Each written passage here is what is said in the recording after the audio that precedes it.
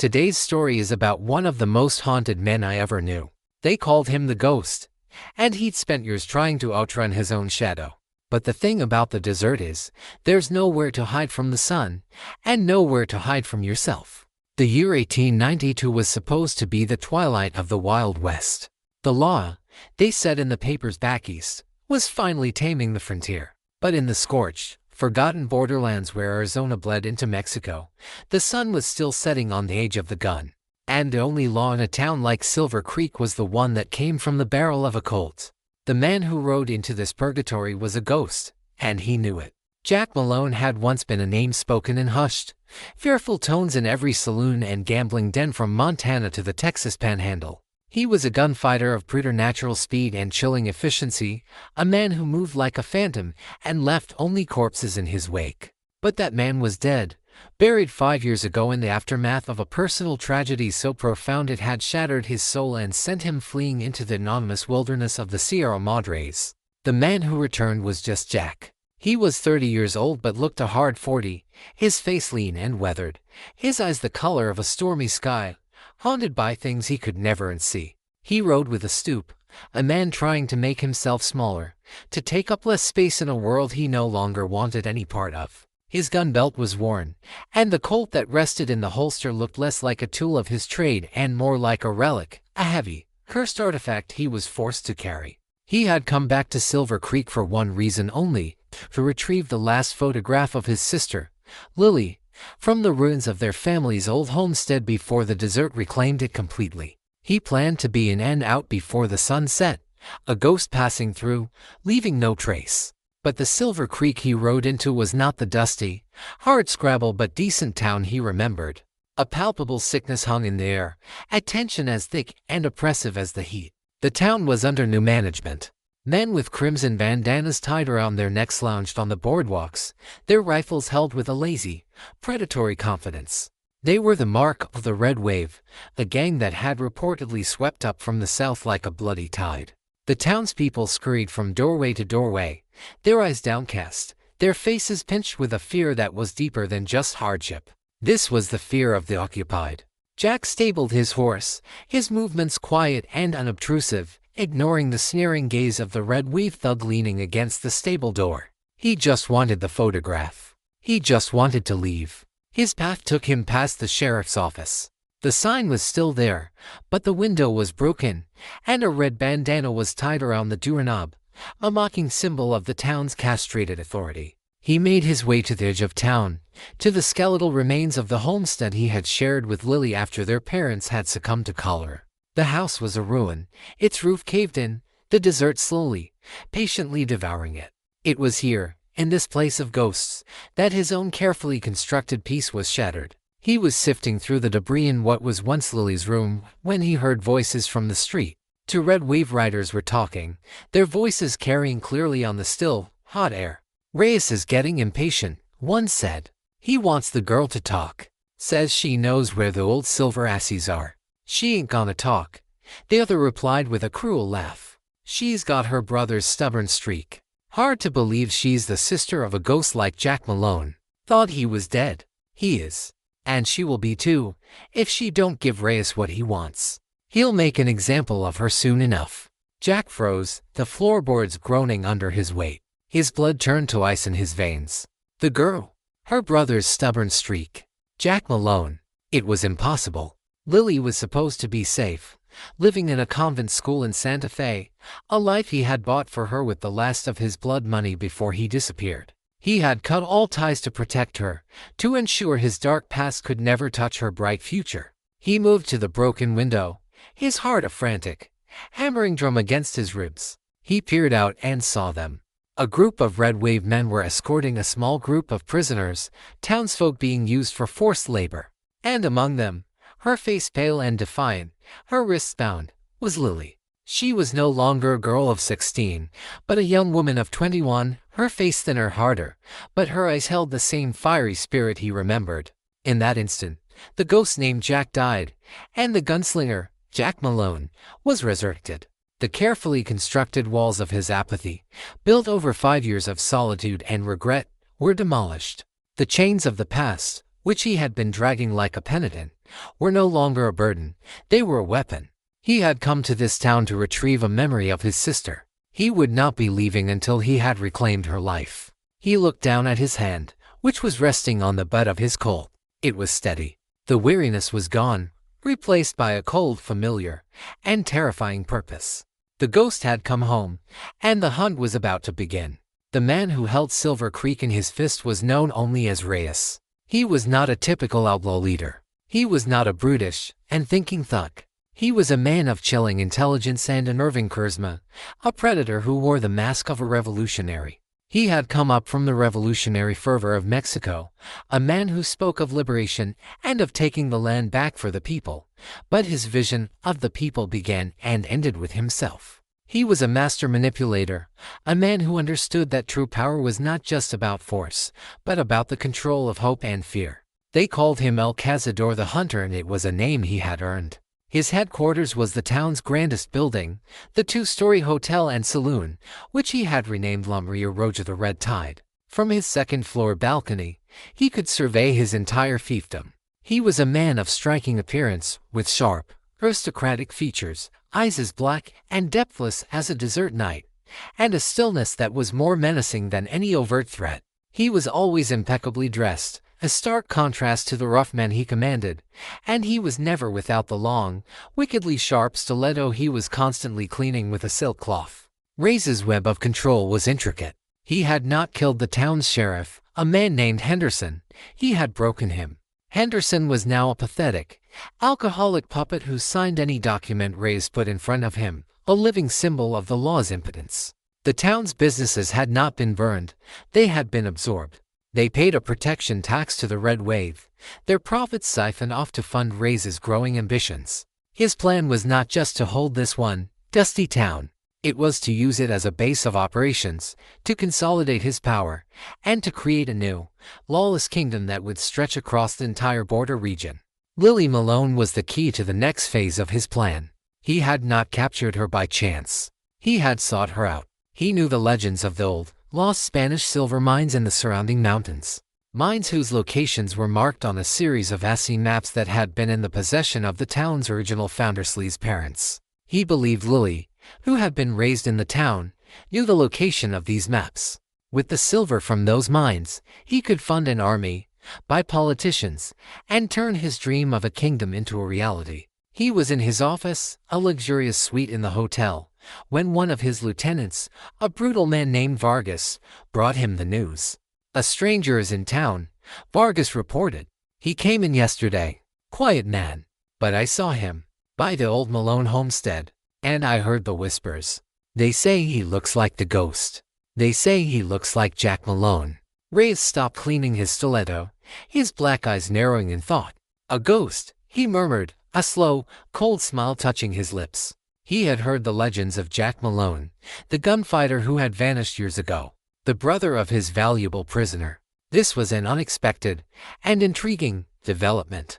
"The girl has been defiant," Reyes said, almost to himself. "Perhaps the return of her long-lost brother will provide her with a new motivation to cooperate." He ordered Lily brought to him. She was led into the opulent room, her hands bound, her face pale but her eyes blazing with a defiant fire that reminded Reyes, and comfortably, of her infamous brother. "Your ghost has returned, little bird," Reyes said, his voice a smooth, silken purr. "Your brother, Jack, is in town. A touching family reunion, is it not?"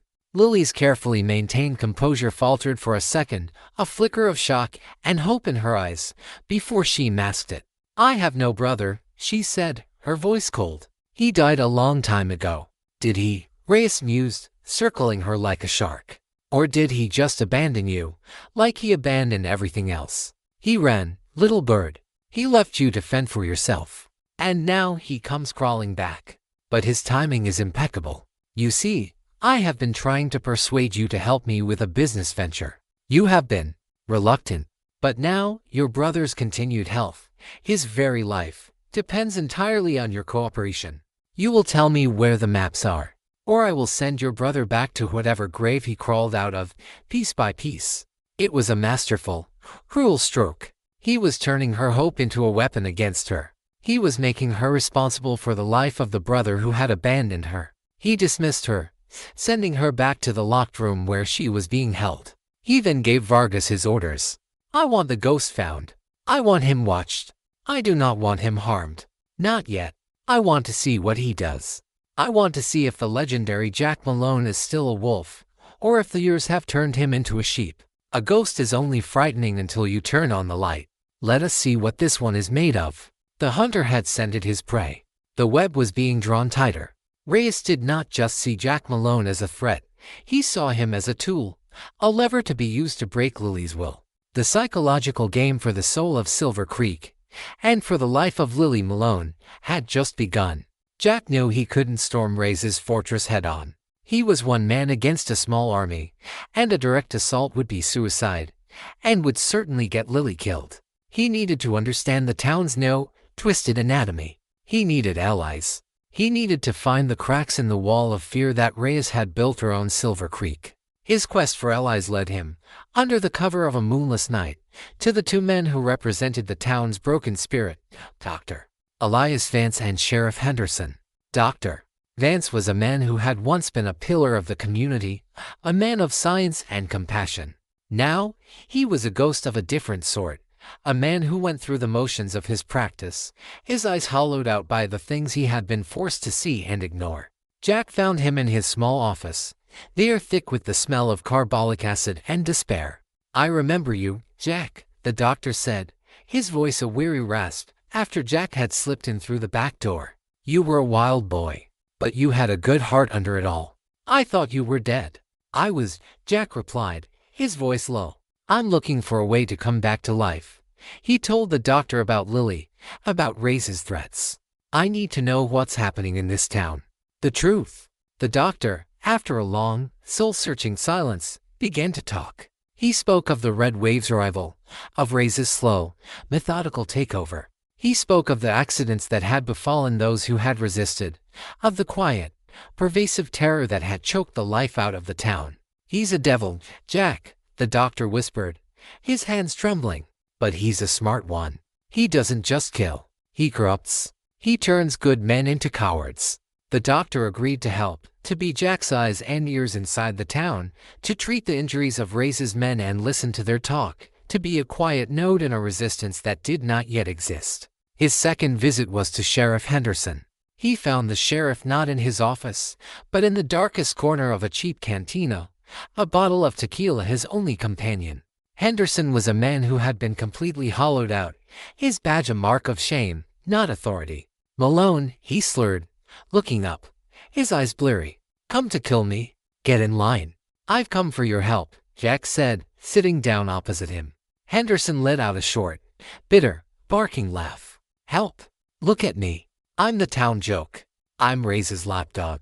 You were a good lawman once, Jack said, his voice devoid of judgment. My father respected you. The mention of his past, of a time when he had been a man of integrity, seemed to pierce through the sheriff's alcoholic haze. He looked at Jack, and for a moment, a flicker of the man he used to be surfaced. He told Jack about Reyes' larger ambitions, about the smuggled guns, about the talk of a revolution that would create a new, lawless state along the border. He was a broken man, but his mind was still sharp. He knew the layout of the hotel, the guard rotations, the inner workings of Reyes' operation. Why are you telling me this? Jack asked. Because, Henderson whispered, his voice cracking, I look in the mirror every morning, and I hate the man I see. Maybe it's not too late to do one last decent thing.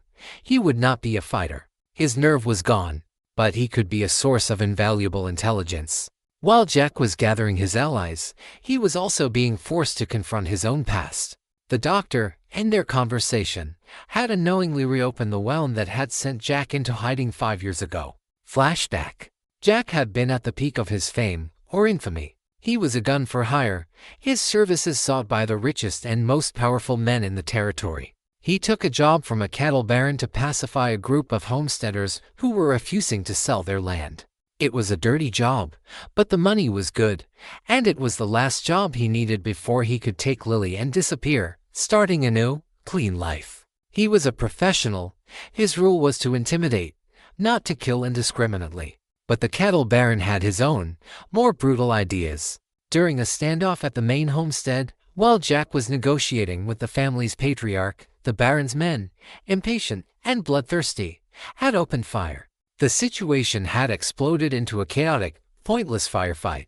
A stray bullet Jack never knew if it was his or someone else's, and that was the horror of it that had gone through the thin wall of the homestead and had struck and killed the homesteader's young daughter, a girl of 10.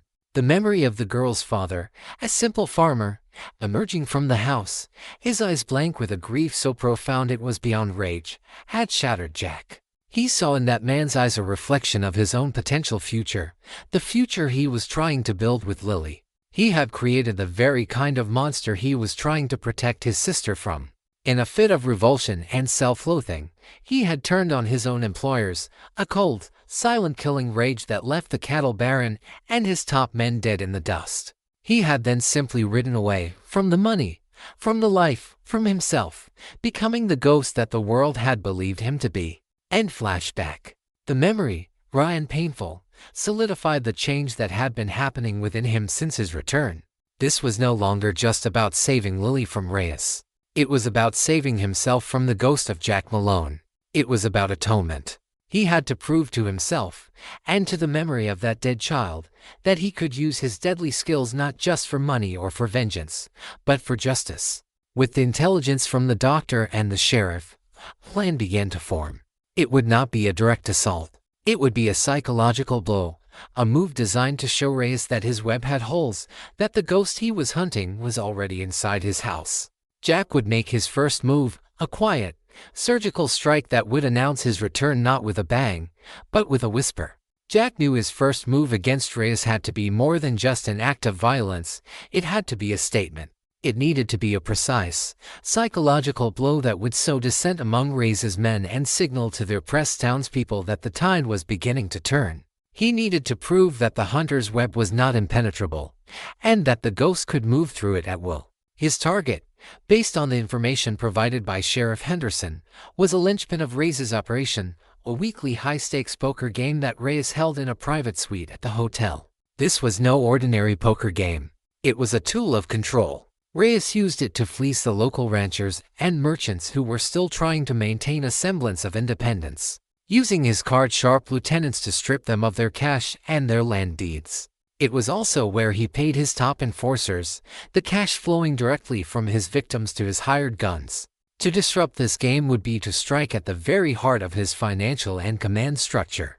Jack's plan was not to attack the game, but to rob it, and to do so in a way that made Reyes's own men look incompetent and, more importantly, made Reyes look weak. He spent a day in quiet, patient observation, his movements invisible to the Red Wave patrols. He studied the hotel's layout, the guard rotations, the comings and goings of the high-stakes players. He knew the suite was on the second floor, its windows overlooking a narrow, dark alley. The night of the game, a storm rolled in, the howling wind and lashing rain providing the perfect cover. As the game got underway, the room thick with cigar smoke and the clinking of gold coins, Jack made his move. He did not go through the heavily guarded front of the hotel. He used a series of back alleys and rooftops, skills from a life spent entering and exiting places unseen, until he was on the roof of the building adjacent to the hotel. With a length of rope and a grappling hook he had borrowed from the mercantile, he swung across the dark, rain-swept chasm of the alley, landing as silently as a cat on the narrow ledge outside the poker suit's window. He peered through the glass. The scene was exactly as Henderson had described it. Reyes sat at the head of the table, not playing, but observing, a contented spider watching the flies struggle in his web. Vargas and 2 other top lieutenants were at the table, their hands of cards as deadly as their guns. The pot in the center of the table was a mountain of gold eagles and signed land deeds. Jack did not smash the window. He carefully, painstakingly, used the tip of his knife to remove the glazing putty from a single pane of glass. It was slow, tedious work, requiring a surgeon's steady hand. Once the pane was loose, he removed it and set it silently on the ledge. What happened next was an act of pure, audacious theater. He did not climb into the room. He did not issue a threat. He simply reached through the opening with a long, improvised tula pole with a small, hooked piece of metal at the end. In one swift, silent motion, He hooked the large leather satchel into which the winnings were being placed and pulled it out through the window. Inside the room, the bag simply vanished from the table. For a second, no one reacted, their minds unable to process the impossibility of what had just happened. Then, chaos erupted. The players jumped to their feet, shouting, accusing each other of cheating. Reyes, his face a mask of black fury, realized what had happened. He and Vargas rushed to the window, but all they saw was the rain and the empty alley below. The ghost had struck and had disappeared without a trace. Jack was already 2 blocks away, moving through the storm. But he did not keep the money. That was not the point of the exercise. He made his way to the small, impoverished church at the edge of town. He left the satchel, with every last coin and land deed inside, on the altar, along with a simple and signed note that read, "A debt repaid." He knew the town's priest, a good man cowed by Reyes, would see that the deeds were returned to their rightful owners and the money distributed among the town's most needy. The next morning, the story of the phantom theft was the only thing anyone in Silver Creek was talking about. Reyes was incandescent with rage. He had not just been robbed, he had been made to look like a fool in front of his own men and his victims. His lieutenants, whom he had publicly berated for their incompetence, were now looking at each other with suspicion, the seeds of distrust planted. More importantly, the townspeople saw the act for what it was, a whisper of defiance that had been louder than any gunshot. The money and deeds were mysteriously returned, a Robin Hood-esque act that gave them their first, fragile taste of hope in years. The ghost was not just a killer from the past, he was a protector in the present. The first, crucial thread in Reyes's web of fear had been decisively snapped. The psychological game had begun in earnest, and Jack Malone had just scored the first, brilliant point. The phantom theft of the poker game was a splash of cold water in the face of Reyes's authority, and the town's reaction was not what he had anticipated. Instead of cowering in fear of his retribution, the people of Silver Creek were emboldened. The story of the mysterious return of the money and land deeds, distributed by a suddenly courageous priest, had turned Jack Malone from a feared ghost into a folk hero. A new, dangerous spirit of defiance began to smolder in the town's dusty streets. Reyes, a master of psychological control, knew he could not let this stand.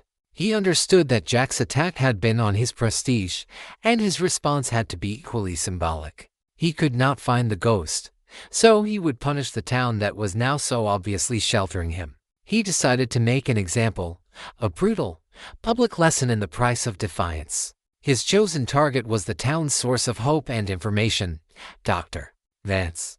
Reyes knew, with a predator's instinct, that the doctor was more than just a neutral party. His quiet integrity was a form of resistance, and Reyes suspected he was the hub of the town's nascent rebellion.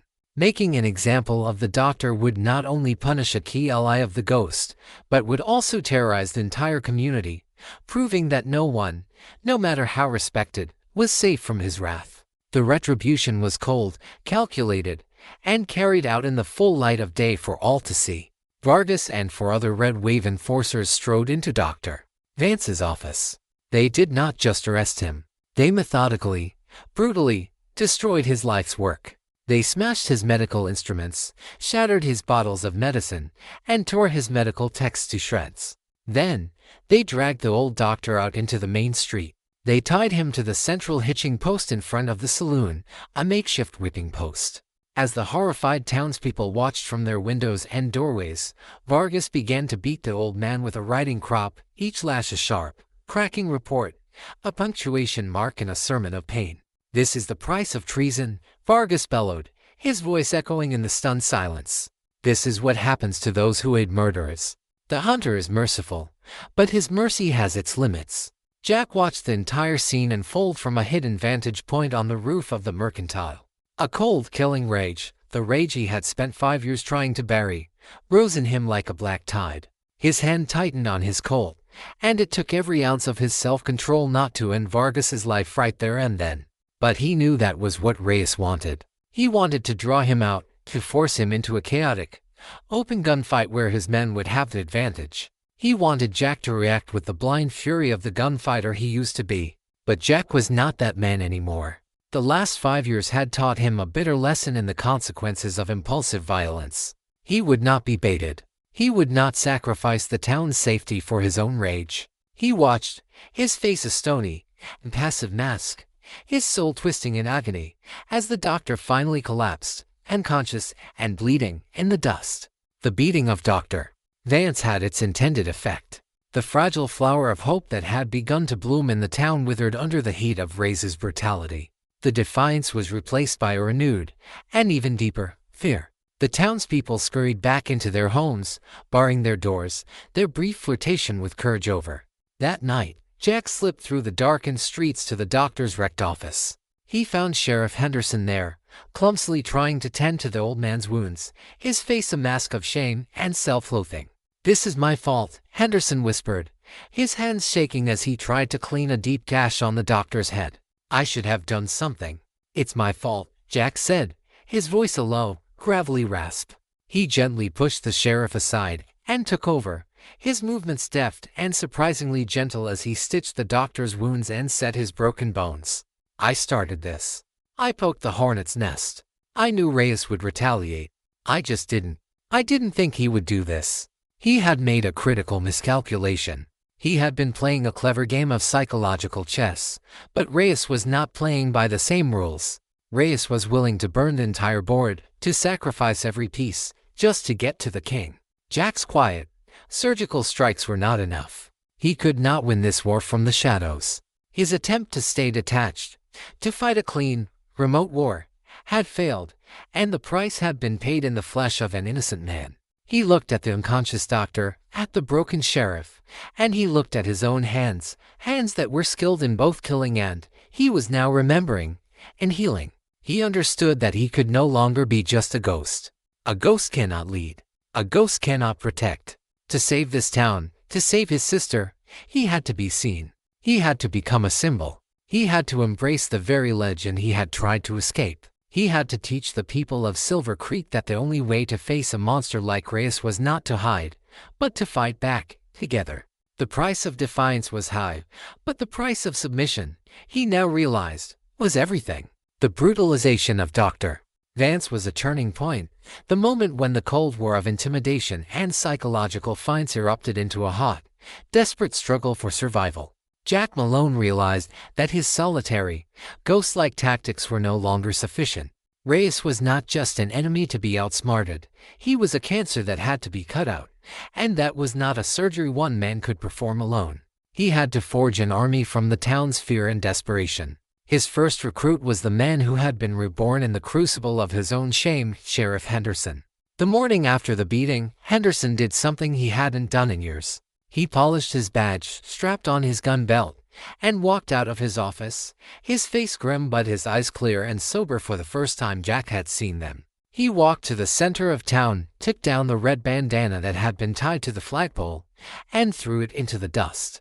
It was a small act, but a seismic one. It was a declaration that the legitimate law, however broken, was no longer surrendering. Jack's next step was to rally the outcasts, the people who had already lost everything and had nothing left to fear. He went to the small, hard-scrabble miners' camp on the edge of town, men who were being systematically cheated by Reyes' control of the SE office. He went to the ranchers who had been pushed to the brink of foreclosure. He did not give them a grand speech. He spoke to them in quiet, direct terms, his voice resonating with a truth they all recognized.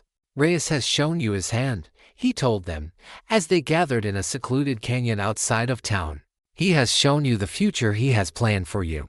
It is a future of servitude, of fear. You can accept that future, or you can fight for a different one. I cannot promise you that we will win. I cannot promise you that you will live. But I can promise you this: if we fight, we will fight as free men. And it is better to die on your feet than to live on your knees." He was not offering them hope, he was offering them a choice, a chance to reclaim their own dignity. Slowly, reluctantly, a small, ragged group of men stepped forward. It was not an army. It was a collection of desperate, angry men, armed with old hunting rifles and a simmering resentment. But it was a beginning. The most difficult, and most crucial, alliance to forge was with Lily. Since her capture, she had been kept isolated, a pawn in Reyes' game. Jack, using the intelligence from Henderson and his own stealth, managed to get a message to her, delivered by the young stable boy who had taken a liking to the defiant prisoner. He told her his plan. He was going to get her out. Her reply, smuggled back in a feed bag, surprised him. "No," she wrote, her handwriting firm and clear. "If I escape, he loses his leverage, and he will burn the town to the ground to find me. I am safer here, as a hostage, than I would be as a fugitive. I am not the frightened girl you left behind, Jack. I will not be a pawn, but I can be a spy. He is growing careless. He talks in front of me. I can be your eyes and ears inside his fortress." Jack was stunned. His little sister, the girl he had tried to shield from the world, had grown into a woman of incredible courage and strategic insight. She was right. Her value as an intelligence source inside the hotel was far greater than her value as a rescued hostage. It was a terrible risk, but it was a risk she was willing to take. The bond between them, strained by years of separation and guilt, was reforged in this shared, desperate struggle.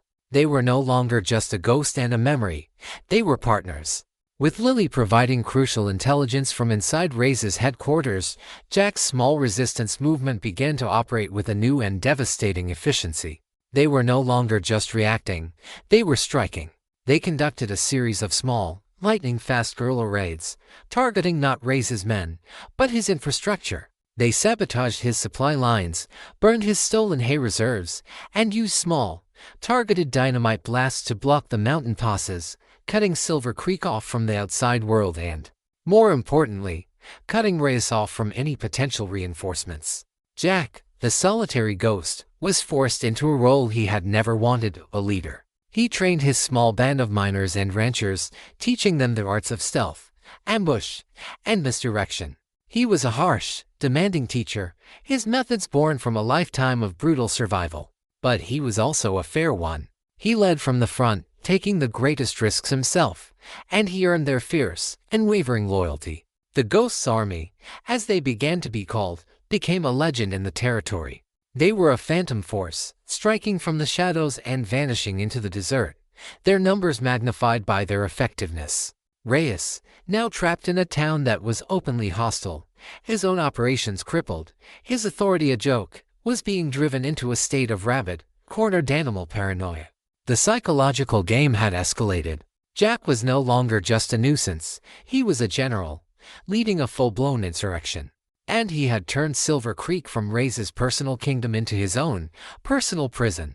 As Jack's guerrilla war intensified, crippling Reyes' operations and isolating him within Silver Creek, a new and more sinister layer of the conspiracy began to reveal itself. Through Lily's smuggled messages and the terrified confessions of a captured Red Wave supply runner, Jack learned that Reyes was not the king in this brutal chess game. He was merely a bishop.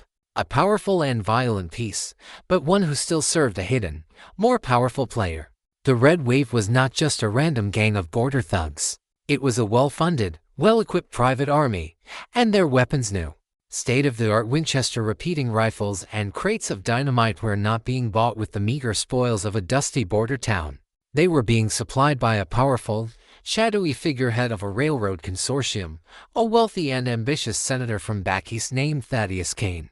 The pieces of the puzzle fell into place with a sickening clarity. The lost Spanish silver mines were real, and the assay maps Lily's parents had hidden were the key. Reyes had been hired by Senator Kane not just to acquire the mines, but to destabilize the entire region. His campaign of terror was a means to an end, to drive out the settlers, to crush all local resistance, and to depress land values to the point where Kane's railroad could swoop in and buy up the entire valley, along with its mineral rights, for a fraction of its true worth.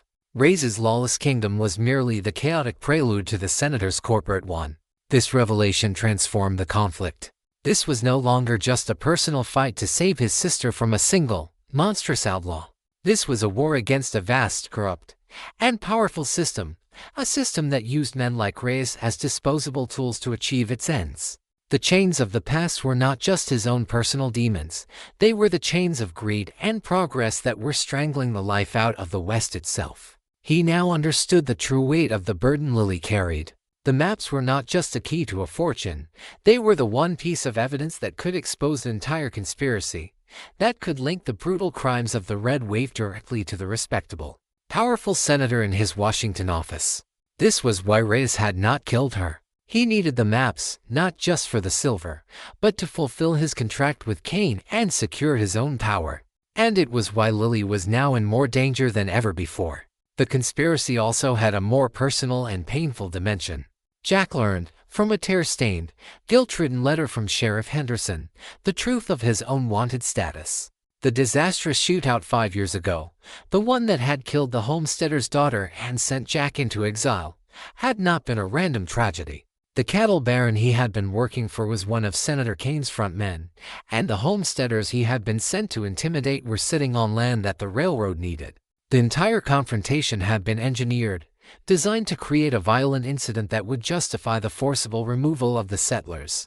Jack had not just been a gun for hire, he had been an unwitting pawn in the very same conspiracy that was now threatening to consume Silver Creek. The weight of this truth was almost unbearable. His entire life as a gunfighter, the reputation he had both cultivated and despised, had been a lie, a role he had played in a much larger, more evil play. The ghost of the dead child, the memory that had haunted his every waking moment, was now laid directly at the feet of the same man who was holding his sister captive. His fight was no longer just for Lily's life, or for his own atonement.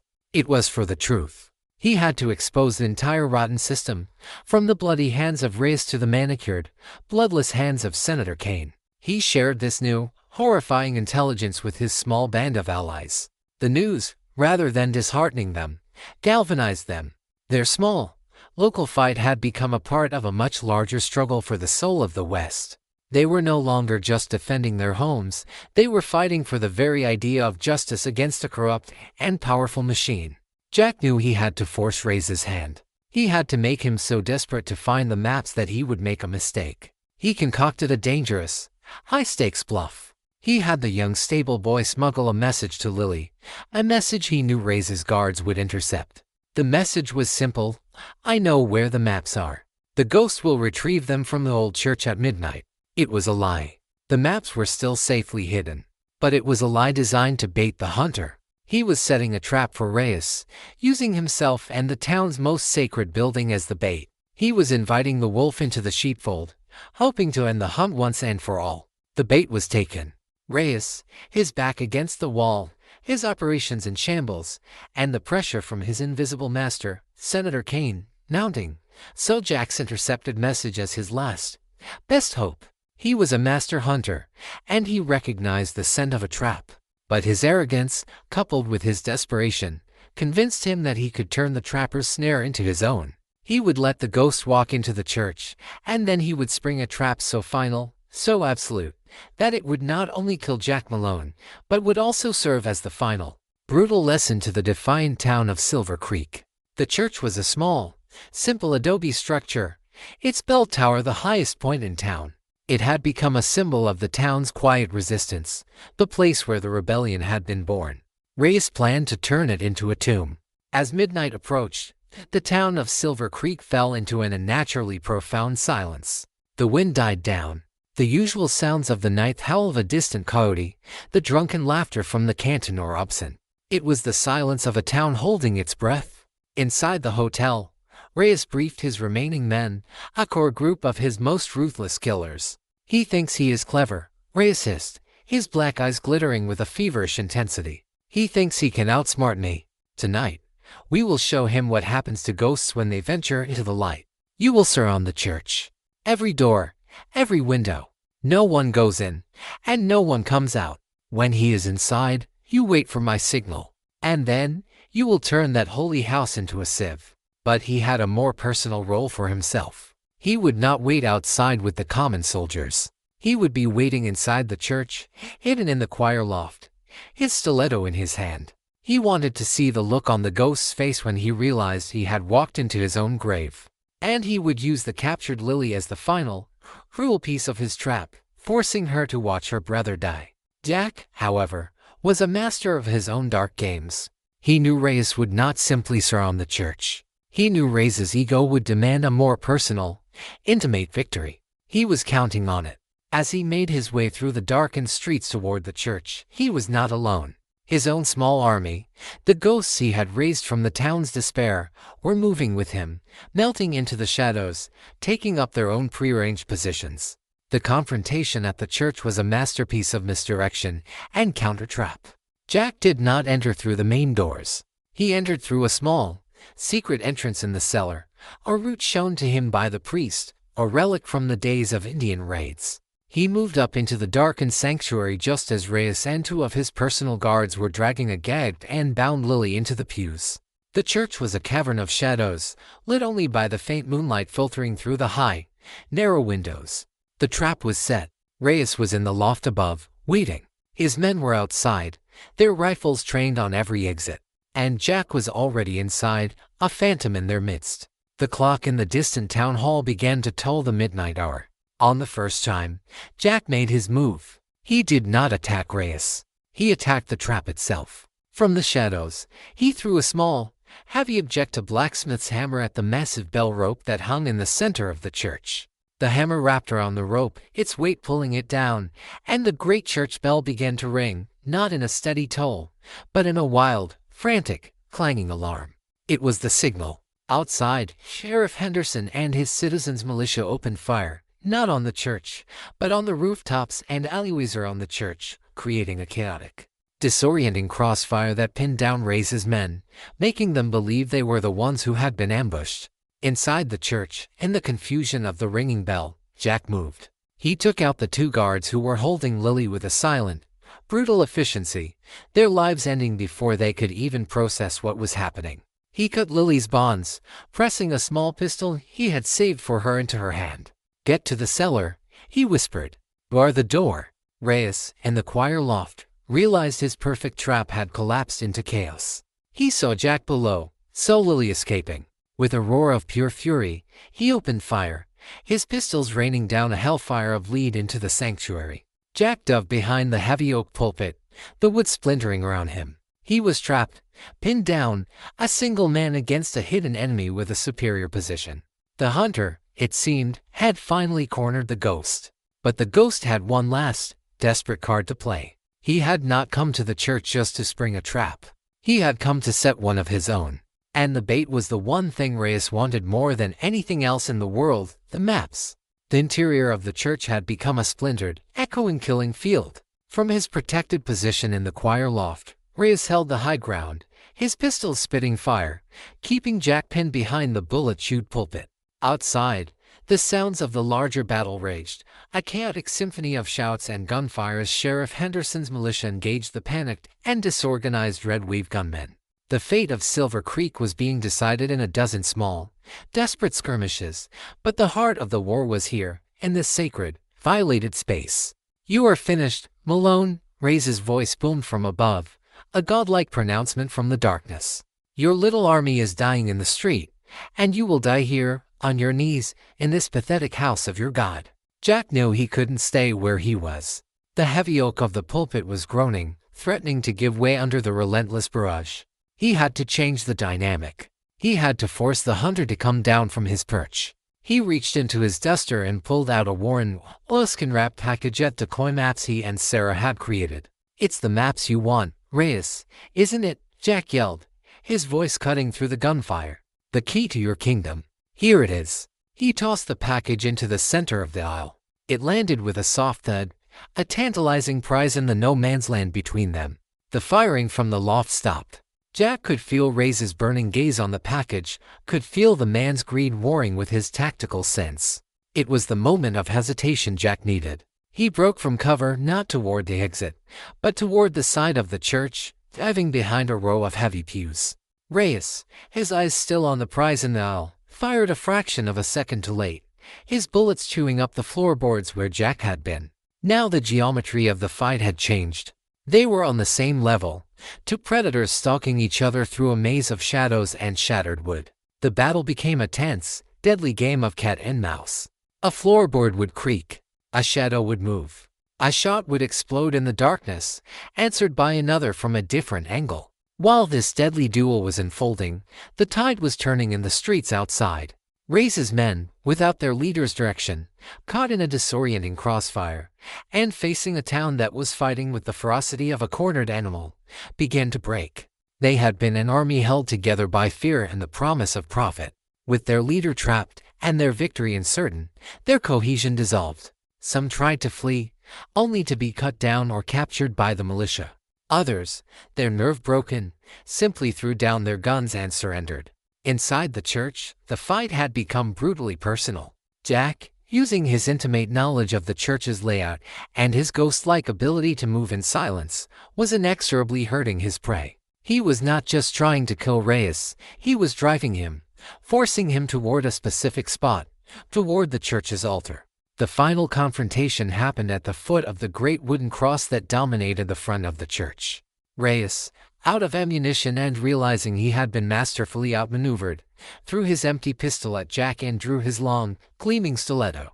"If I'm going to hell," he hissed, his face a mask of sweat and feral hatred, "I'm taking you with me." He lunged, but Jack was prepared. He didn't meet the knife with his gun. He met it with his hands. The fight was a brutal, close-quarters struggle, a primitive dance of desperation and cold, hard skill. Jack, smaller but wearier and fueled by a righteous fury, used Reyes' own momentum against him, turning the lunge into a fall. They crashed to the floor at the foot of the altar. Reyes' knife clattered away. The two men grappled, their hands at each other's throats. In that moment, they were not a ghost and a hunter. They were just two men, their faces inches apart, locked in a final, primal struggle. And it was then that Jack saw it. He saw the sheer, pathetic emptiness in Reyes' eyes. He saw not a devil, not a king, but a hollow man, a creature so consumed by his own ambition that there was nothing left inside. And Jack realized, with a sudden, chilling clarity, that to kill this man in a fit of rage would be to become him. With a final, desperate surge of strength, he slammed Reyes' head against the stone base of the altar. The hunter went limp, his body slumping to the floor, unconscious but alive. Jack staggered to his feet, his breath coming in ragged, painful gasps. He stood over the body of his vanquished enemy. He had won. He had saved his sister. He had saved the town. But as he looked at the unconscious man at his feet, he felt no triumph, only a profound and soul-deep weariness. The red wave had finally, definitively broken, not just in the streets, but here, in the heart of this one, dark man. The dawn that broke over Silver Creek was quiet. They are washed clean by the night's violence, the rising sun illuminating a town that was battered but, for the first time in a long time, free. The red wave was finished. The few surviving members of the gang were locked in the town jail, guarded by a citizens' militia that was now the only law in the land. The hunter Reyes was chained in the cellar of the very church he had desecrated, awaiting the arrival of the territorial marshals that Sheriff Henderson had finally, officially, summoned. In the center of the town, a new community was being born from the ashes of the old. There was a sense of shared purpose, of a town that had been to the brink and had, through its own courage, pulled itself back. They had a future now, one that they would build with their own hands. At the heart of this new future was a ghost from the past. Jack Malone was no longer a feared legend or a mysterious stranger. He was a hero. He was the man who had faced the devil and won. The townspeople offered him everything: the position of sheriff, a share in the newly reclaimed mines, a home. They wanted him to stay, to be the pillar of their new community. He found Lily in the ruins of their old homestead. She was not cleaning or sorting. She was planting. In the small, neglected garden plot where their mother had once grown flowers, Lily was turning the soil, planting new seeds. She looked up as he approached, her face smudged with dirt, a small, genuine smile on her lips for the first time since his return. "They want you to stay," she said, her voice quiet. "I know," he replied, his gaze drifting over the town, then to the vast, empty desert beyond. "But I can't." "Why not, Jack?" she asked, her eyes searching his. "The fight is over. You're free. We're free." "Are we?" he said, his voice heavy with a truth she could not yet understand. He looked down at his own hands. "This town, it needs a builder, a farmer, a lawman. These hands, they only know how to break things, Lily. That's all they've ever known. The ghost, he doesn't belong in the daylight. He had saved the town, but in doing so, he had been forced to resurrect the very part of himself he had tried to kill. He had looked into the abyss to defeat Reyes, and he knew that a part of that abyss would always be looking back at him. He could not be the man this new, hopeful town needed him to be. His presence, the constant reminder of the violence it had taken to win their peace, would be a shadow over their bright future. He left the next morning, as he had arrived, a solitary rider against the vastness of the desert. Lily walked with him to the edge of town. They did not have a tearful goodbye.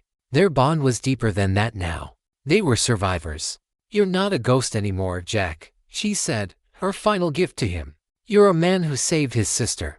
That's who you are." He looked at her, at the strong, resilient woman she had become, and for the first time in 5 years, he felt a flicker of something that was not guilt, not rage, not weariness. It was a faint, fragile glimmer of peace. He did not ride toward the promise of a new life or the sanctuary of a hidden wilderness. He simply rode. He was still a man haunted, a man with a past that could never be fully erased. But as he rode into the vast, indifferent desert, he knew one thing for certain. The chains were still there, but he was no longer a prisoner. He was the one who held the key. He was not running from his past anymore. He was simply riding toward whatever came next, a free man, finally and truly, on his own.